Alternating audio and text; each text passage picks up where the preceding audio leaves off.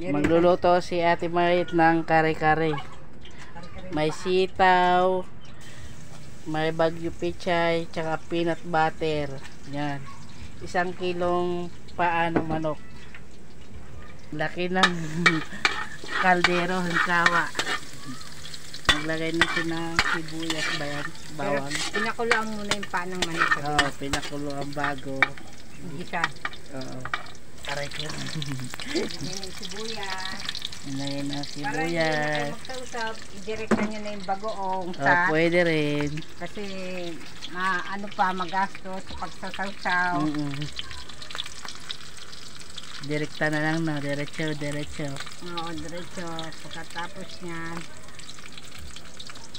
maigi yung bagoong bago ilagay yung paa ng manok. Pagkatapos ng paa ng manok, lalagyan mo ng paminta.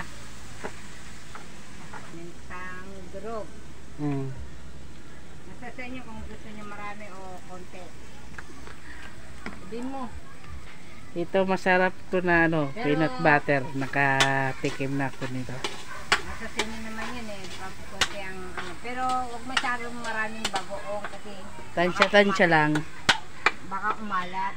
Yeah, tansya lang. Ito na yung pinakulang kong paa ng manok. Gigisa ko na ngayon sa ang linis nito. Gigisa mo yung paa ng manok. Pero palalambutin mo ulit yung ano. Kailangan kaya namin, hindi kami makabili ng baka. Malay mo, tumama ng luto. Paalang muna. Pahalang muna po. Sa isang araw na yung baka. Oo, tsaka na yung baka. Wala kaming pambili. Magbabaka sakali na lang muna kami. Oo. Sana magustuhan niyo yung luto ko. Gawa naman tayo ng panibagong sabaw niya. Kasi meron yung lalagay mo yung sabaw niya. Malansa na yun. Oo. Panibagong gawa ng sabaw. Yung pinakasos na yan natin may. Ayan na. Ginisa ko na maayos siya. Mabango na siya. Bango pa lang, ulam na. Busog ka na. Busog ka na. Amoy. Ayan. Lalagay mo na yung sabaw. Basta sa'yo kung gusto mo siya lagyan ng ano, pero hindi ako gumagamit ng pampakulay. Pure ako na. Okay lang yun. Mas maganda nga yun. Walang kulay, pure lang. Hindi ako gumagamit ng aswete. Pero kaso wala na kaming time. oo, gabi na kasi. Gabi na. Ayoko nang mamita. Gabi na. Dapat kanina pa pala tayo ano. Nilagyan konting pampasarap. Oo, pampasarap. Pag masyado marami, kasi pangit yung masyado marami. Papakla, no? Oo, delikado sa heart natin yun. Tama. Kailangan masyado lang, ha? Ito na, maglalagay na ng sabaw. Di gano'ng maraming sabaw. Tansya lang. Tansya lang. Na tubig. Mineral. Para sosyal. Pero walang pad. Tak-tak. Mamaya na natin lalagay yung gulay pag pag kulong-kulo na to. Saka natin lalagay yung peanut butter, ha? Okay po. Ito, nor cube muna. Yan, lagyan namin ng isang pork cubes. Oo. Pero titikman nyo muna kung maalat o matamis. Pag maalat, huwag masyado, delikado sa sa kidney. Na kami dito sa kusina namin, kaya lang yung ginagamit ko, takot ako sa gasol. Wala kaming pambiling gasol, pero okay lang yung mas masarap naman ang luto sa kahoy. Oo. Ilan? 30 minutes? Oo.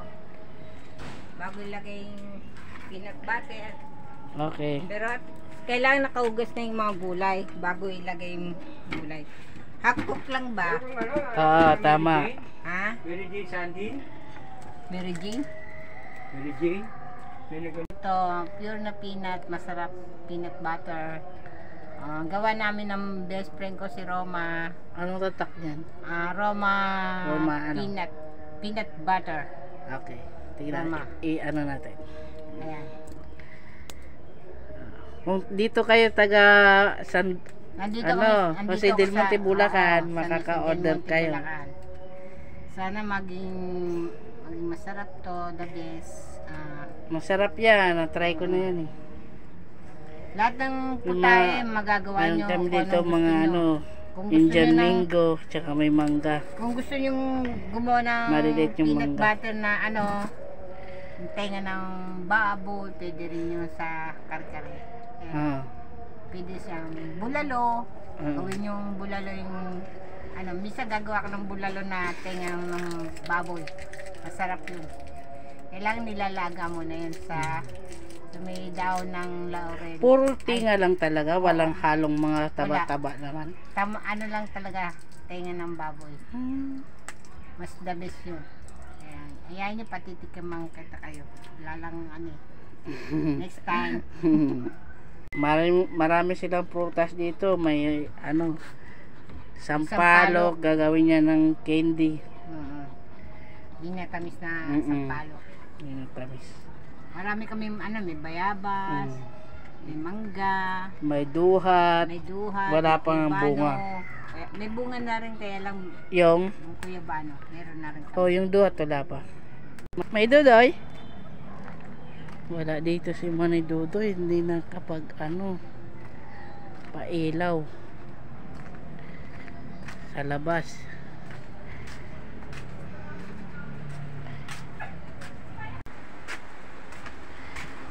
Dito ako humihiga. Pinatayo ko lang muna itong boom. Ito yung kwarto ni Ate Mai.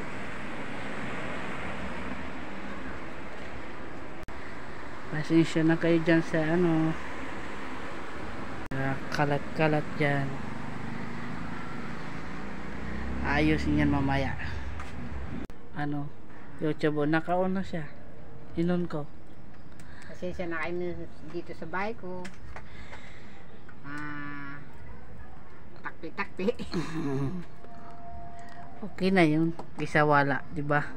At least survive.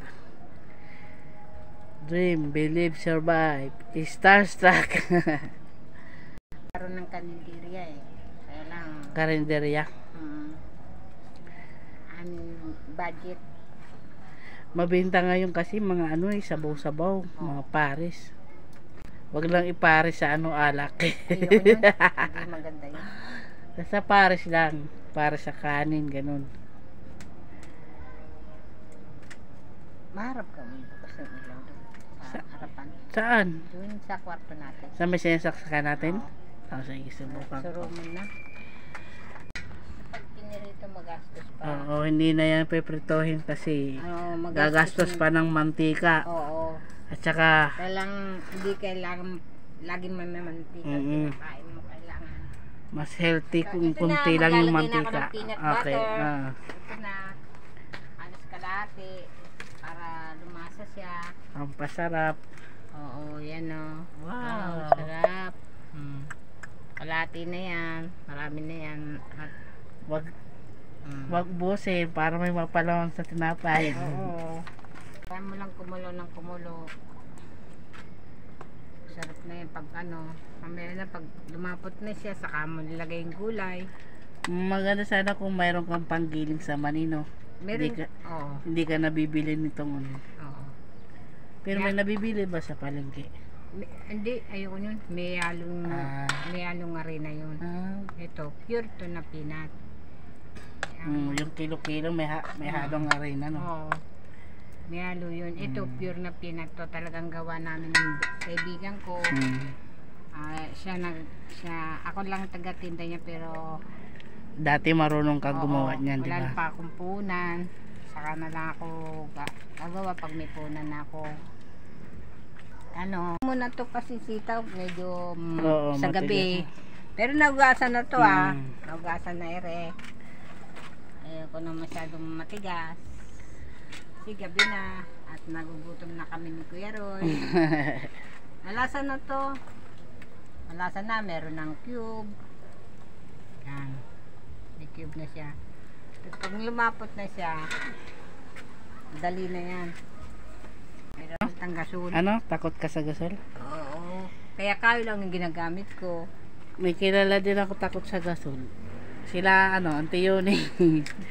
Takot sila sa gasol. Yung ginagamit nila dati, yung sa may petrolyo, gas. Oo. Kaso, matagal na yun. Binigay pa nung sa kanila, upa ng bahay. Oo. Tapos nung umalis, binigay sa kanila. Binigay. Kung naman ako gumamit ng gasol. Tapos, basta, nung nasira na, ngayon, na. oo. Ngayon, yung ginagamit nila, hindi kuryente na stove na di kuryente. Delikado. Yung maliit lang. Malakas naman sa kuryente. Oo, malakas. Tayo pambayad. Pero kasi doon sa Manila, marami nagrereklamong mga marites, mga kapitbahay. Kasi mausok nga naman. May Dito naman malala sila. yung bayad dito sa Bulacan. Hindi Mausok kasi kaya maraming nagrereklamo. Pero ngayon, iba na, hindi na sila makakareklamo. Oo, kailangan pag wala nang usok yun. Gagamitin nyo, kailangan na nasa malayong bahay, malayo. Oo. Tsaka kailangan bantayan. Oo, bantayan talaga. Wag basta-basta Iwanan kasi delikado din. ng gatungan. Oo. Dito sa amin, mahangin ngayon. Medyo mahangin. Nung kahapon umulan, saglit lang. Pero natanggal naman yung init. Tignan mo yung ginatog natin mo ito, ang haba. Para daw hindi maubos agad. Kaya kailangan mahaba. Joke lang. Ganun talaga yung inano niya. Mahaba para hindi na gatong ng gatong. Uusog na lang. Lagay na yung talong at saka sili. Dali magluto. Dali lumapot ang sabaw din eh. Kasi malakas yung apoy. Kasi alam mo si Kuya Ro, gusto niya medyo may sabaw-sabaw ng konti. Para kami tatangkad. Ayoko na nga tumangkad eh. Sabi nila Ate Ali, tulog pa daw. Hindi ka na magkakasya sa bus. Hirapan lang kaya ako sa ibang bus. Hirapan nga na. Oo. Kaya ka nang tulog. Gusto ko, yung isa na lang yung sinasakyan ko yung Ayan, sige na. DLTV. Oo. Kasi maluwag. Maluwag yun. Hoy, DLTV baka naman na-advertise kita. Sana makarating ako sa Sama, makauwi ako. Bigyan ako ng swerte ni God. Pahatid na? Ito ba yan? Dito ka lang kumakain. Dito ka lang kumain, hoy. Bye-bye. Ang dilim. Nangyari. Ito na, malapit. Kakain kami na. Bango na, bango. Bango na. Di ba mabilis maluto yung talong, no? Tawagan mo si Kuya. Ito na, ang Pechay Baguio. Pichay Baguio yung tawag dito sa inyo? Apo, Pechay Baguio po to. Sa amin sa Dabisaras Northern Sama, tawag namin dyan, Baguio Pichay. Baliktad lang. Cook lang ba? Kaya malapit ni sabaw namin. Malapit na ang sabaw maluto. Ang mga gulay hindi. Joke. Malapit na. Malambot na yung panang manok kasi kailangan nasa ibabaw siya. Baka masyadong maalis na sa butong. Bago kayo magluluto ng panang manok, pakuloy nyo maigi sa kailangan merong gasan yung maigi. Gusto nilalangaw doon sa palengke. Maraming kamay yung mahawak. Kaya maayos yung pagluluto. Palaputin ko pa ulit na malapit na mga 15 minutes. Lalataan na to. Kumukuha na ng kanin si Ate Mayet. Kaya na kami. Ako dito nakapulang kasi nagbibideo. Vlog. Ayan na, paluto na. Ayan na. Lagay ako ng ano para umilaw. Lilipad yung apoy. Yung pinggan. Yeah. Pinggan mo road.